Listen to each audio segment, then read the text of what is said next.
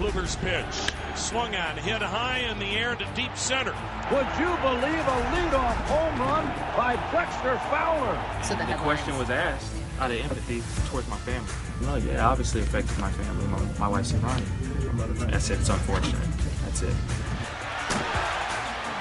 The league would like to raise the minimum age from 19 to 20, and at least Michelle's stated position is that she'd like to lower from 19 to 18. The league would be so presumptuous to think they could impose conditions on the players. It's the kind of issue that needs to be studied, in essence, outside of the bright lights of collective bargaining.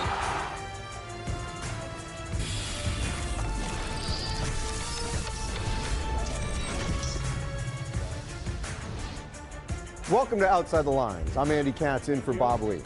Dexter Fowler's arrival in St. Louis was going to be a headline throughout spring training. A Cubs World Series champ filling a hole in center field for the arch-rival Cardinals. But what the Cardinals got in Fowler was a player who has real emotions, thoughts, and ideas like every other citizen. He tweeted, "For the record, I know this is going to sound absolutely crazy, but athletes are humans and not properties of the team they work for."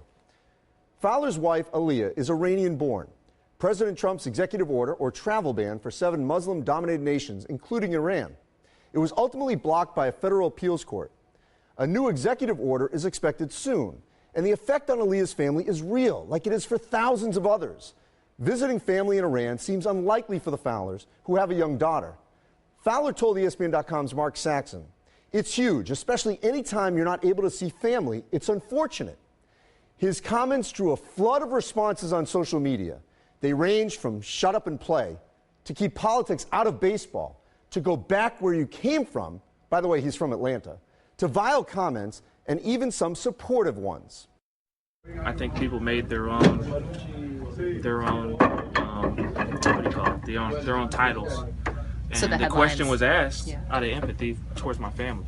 And, I appreciate that. If anybody's asking about my family, then I'm going to let them know, yeah, it obviously affected my family. My wife's Iranian. And, but like I said, it was USA Today who puts the article name up, and it wasn't, if you read the article, it wasn't bad at all.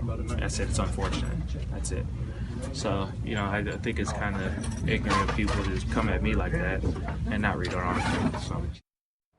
And as you see there, Fowler didn't apologize for his comments when asked again. And now joining us now to discuss this is Dominique Foxworth of ESPN's Undefeated, a former NFL player who also worked for the NFL and NBA Players Association, and Jesus Ortiz from the St. Louis Post-Dispatch, who covers the Cardinals and says Fowler won't back down from his comments. In fact, Jesus joins us now from Florida covering spring training. Now, Jesus, you wrote that Cardinal fans needed to be reminded that their players have real-life issues, that they belong to their families, not to the fans. Where's that disconnect?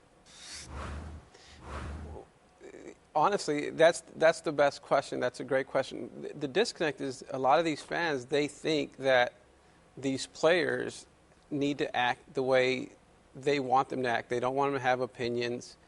And it's one thing for them not to care about their opinions, but the way they reacted was completely out of line, and they just want him to play baseball. But if you talk to Dexter, and I covered him in Houston, he's a very bright guy who is candid and honest, and he spoke up, and it blew up in a way that I don't think anybody expected, yet it also wasn't surprising.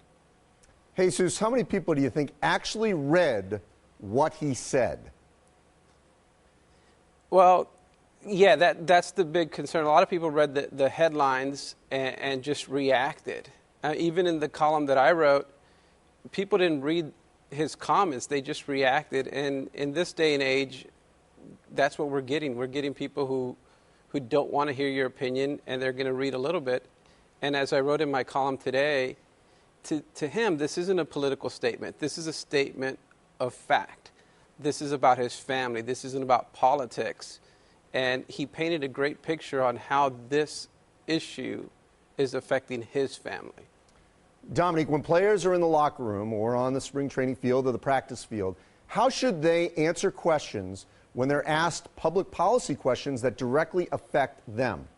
Yeah, I don't think they have a choice anymore. There was a time when you could get away with being apolitical in sports, but as much as the public is or a portion of the public has an outcry for guys to stay to sports, that time is gone. Now even the leagues and the teams are making comments in relation to the bathroom bills in Texas and things like that. So we're not at a point anymore where players can no longer make comments. They have to make these comments, and even when they're, obviously when it's as benign as this is unfortunate, it becomes a big deal. So that's where we are in this day and age, and I'm not sure that makes me uncomfortable. I'm not sure how I feel about it. We're still kind of figuring out how the players should react and how the fans should receive their messages. But Dominique, how do you think players should react when fans are upset when it just happens to be a differing opinion? Yeah, it's something that we have to, as players, have to get used to. That's kind of the way of the world. So I think that it's right to tell the fans when they're wrong, and they need to know that, but I don't think it's going to change their behavior. It's something that's been in sports the same way politics and issues of race have been in sports since sports have been around. Angry fans and uneducated and underinformed fans have been in sports for a long time. So we have to accept that that's going to come. I'm going to get a tweet storm after this for no reason, and I'm not going to lose any sleep about it. I'm sure that Dexter Fowler and guys like that are accustomed to it. It's unfortunate, but it's the way of the world. And as we go forward, I think it'll be interesting to see, to the point that I was making earlier about how we're not in a place where you cannot make comments anymore. Once teams start getting invited to the White House after winning championships, if the White House decides to do that, whether you go or not go, like that's a binary choice. You can't maybe go or maybe not go. You're going to have to either go or not go, and that's going to be a political statement. Whether the players mean it to be or not, that's going to be a political statement in and of itself. And we have seen that in the past. I want you both to listen to some comments from Peter Jock of the University of Iowa from an interview I did earlier on ESPN and ABC Radio. He's their best player. He's a Sudanese refugee, and he settled in Des Moines, Iowa as a boy. But I want you to hear what his reaction was to the travel ban and how it affects other Sudanese refugees. I feel like the bans just make the refugees feel unwelcome. Some of the people who cannot re-enter the country who live here have lived here for decades. You know, I feel like it's sad for the families because their family can't see them for a long time now, for however long this is going to take. I got cousins in Australia who cannot come here for basketball due to the fact that they're Sudanese, and even though they have dual citizenship, I mean, it's just been hard. So Jock's brother, who played at Penn, is now actually in the U.S. military. But Jock wasn't speaking out against America, but just on one particular policy that affects him and his family and relatives. And yet, after we did that interview, the reactions were pretty mixed. I mean, some supported him, and some were angry that he even spoke out about it. So, Jesus, why is there that perception that all players should have some sort of monolithic opinion? Well, the sadness is because these people think that they own the player. They don't realize, as I wrote in my column today, the Cardinals own Dexter's contract. They don't own him. And I really want to make this point that now is not the time to keep quiet.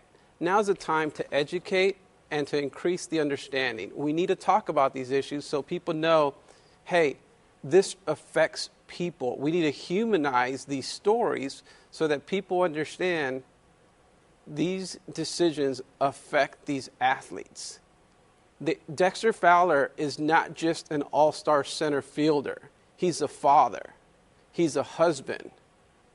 He's bigger than a Cardinal. He's more than a Cardinal. And the more these people speak, whether at the University of Iowa or with the Cardinals, the better we all are for understanding how these decisions affect people, whether you're an immigrant from Mexico or somebody married to an Iranian. We need to understand each other.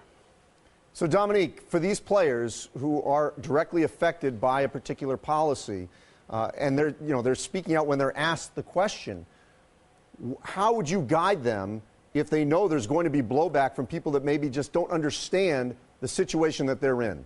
Yeah, I think my guidance would be not to back down and to know that everything comes with a price. And if speaking out for something you believe in, if the price you have to pay is some Twitter backlash, then that's a small price. I think that that's a price that they should be willing to pay. But I don't think that it should be confined. The expectation should just be confined to people who are directly affected. I've talked about before that I believe that even white players who are born here and their parents and their grandparents were born here, like if there's something in society that you don't approve of, then you should take a stand, whether I agree with it or whether I want to hear it or not. I think that the athletes have just as much a responsibility as the rest of us in society to take up this mantle. And telling an athlete to stick to sports I think we all agree that that's asinine. It's like telling anyone like the plumber who works on my house, like, no, you can't have opinions on politics. You can just stick to toilets. Like, that's absurd. We're all humans. We're more than just our jobs, and we have an obligation, not just the expectation, but I believe an obligation to advance the society in a direction that we think is fruitful. So, Jesus, Cardinal fans, well, I just want to ask you this. Cardinal fans are as passionate as they come, and they're not all Republicans or Democrats. I mean, they've got different opinions. So why should this affect how he will be treated by the fans? Well, Dexter's a very bright guy. He'll be fine. You know, we spoke to him yesterday, and I think something that he said resonates. He pointed out he's not sensitive. The haters are. And as long as he behaves and doesn't commit a crime, he's going to be great. And St. Louis needs somebody who educates them, because obviously some people needed to understand that he doesn't belong to them. He belongs to his family. And he's not sensitive. He's a big athlete. And it's important to point out that he didn't speak out. He just answered a question that was asked to him honestly. Mark Saxon wasn't looking to break some major, scandal. He just asked a simple question. Yeah, a very important distinction. Thank you, Jesus, especially for your coverage on this topic. Dominique, stay right there, because we've got more to discuss with you when we come back. NBA Commissioner Adam Silver may be open to revisiting the NBA draft minimum age requirement. Stay with us.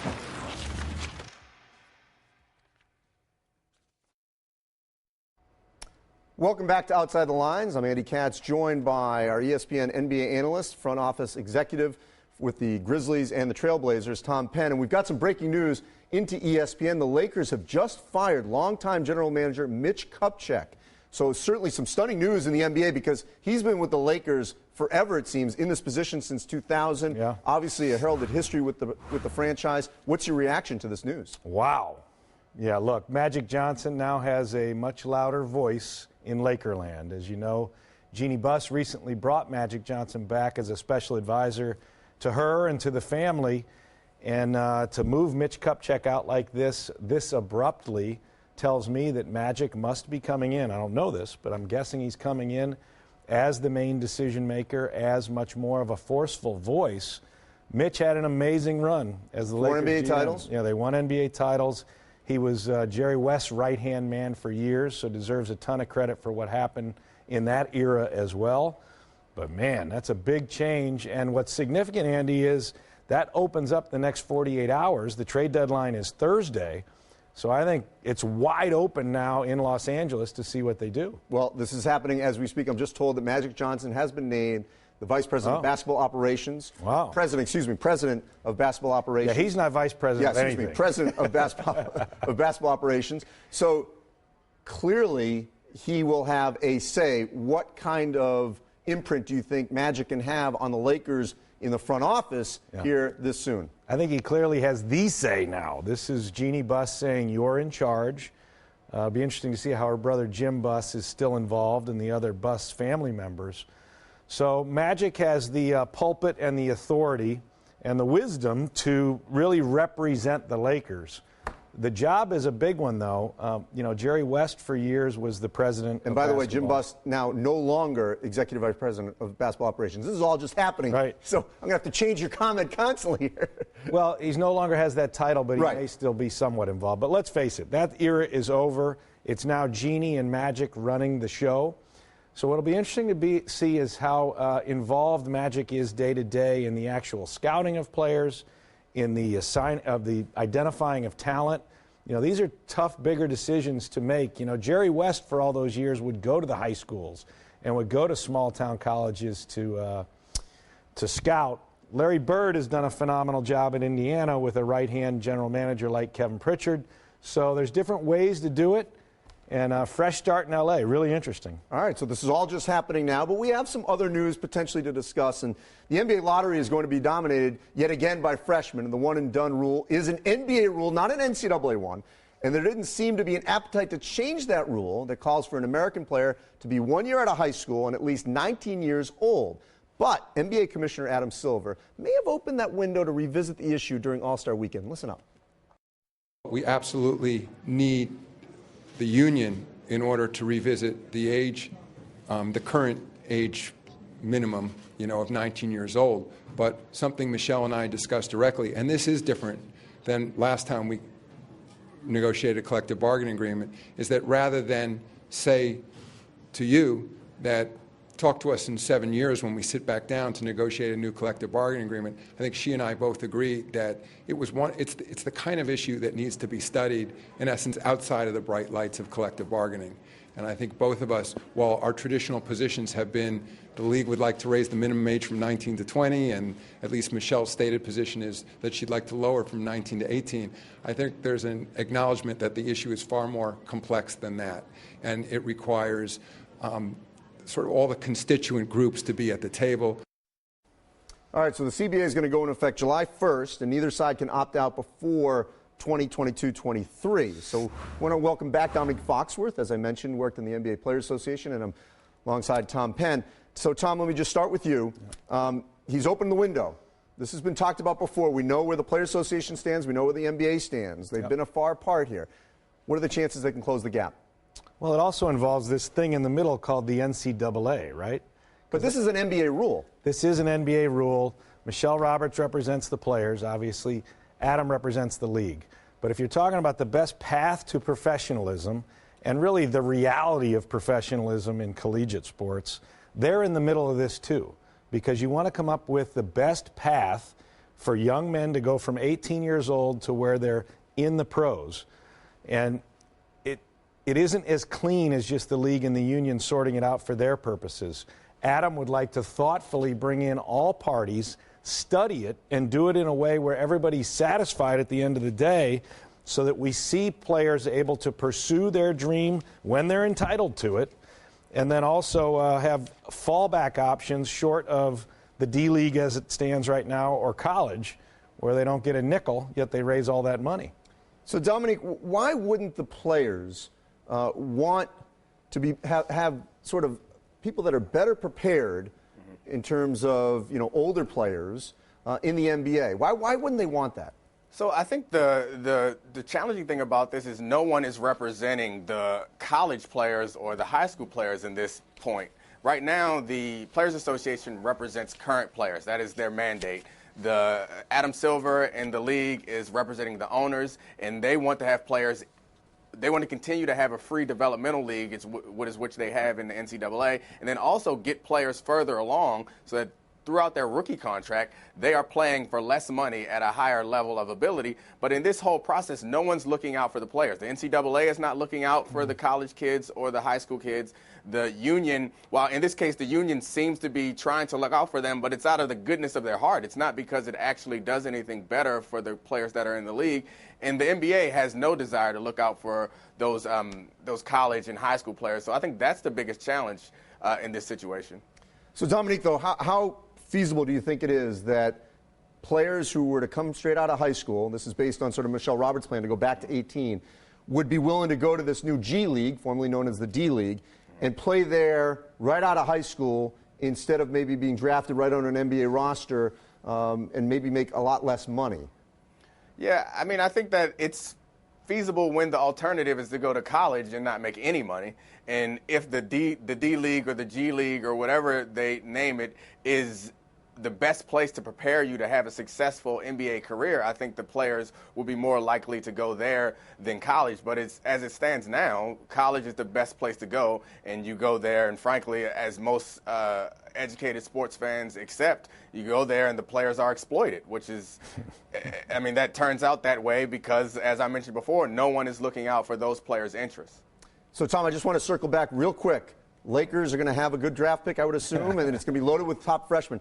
This Lakers franchise, how suited is it to rebuild rather quickly? Depends on what they do in the draft. They got to hit it right at some point. They need a new signature player for the Lakers, and D'Angelo Russell so far hasn't been that and hasn't shown us that flash when they had him at the #2 pick. It's really important they keep this pick because if it slides out, it goes away in a trade. Can Magic Johnson be lucky enough to keep the pick and then make the right draft pick? There are a ton of freshmen, as you say, coming in that are marquee players, and they should be able to get marquee talent. Or get it through free agency the way the Lakers used to always do it. All right, well, I definitely think they'll have a quality player in this top of this draft. Tom Penn, Dominique Foxworth, thanks for joining us. All right, the headlines read, Kings trade DeMarcus Cousins to the Pelicans for 3 players and 2 picks. But that's not what it said in Israel. There was another player that got moved that had the headlines. We'll be right back.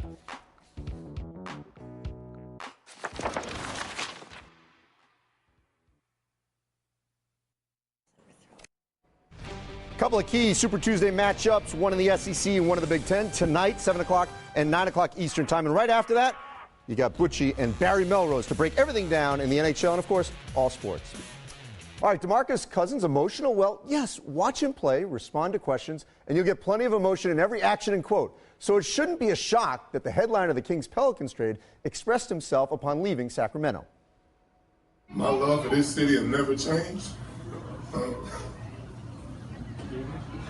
Love you, Boogie. Love you, Boogie. Even though I'm gone, it'll still be the same. I'm still looking out for these kids. Every family in this city matters to me. Every soul in the city matters to me. So everything's the same. I'm just not in the Kings uniform anymore. But there was another Kings player sent to New Orleans, Omri Caspi. There were no tears for Caspi's second departure from the Kings in his 8 seasons in the NBA. Every trade, though, is interpreted a bit differently, depending upon your perspective. For the Israelis, this trade was about Caspi. Caspi, seen here committing a bit of a mitzvah for Cousins by adjusting his headband, is hardly a schlub to the Israelis. Check out the headlines in the Jerusalem Post and Times of Israel. Caspi may be hurting and averaging only 5 points a game, but the local press was kvelling over their only current NBA player being moved, as they should. So while the NBA is a bit verklempt over the Cousins trade, the Israelis are raising a glass and wishing Caspi l'chaim in his new venture in New Orleans.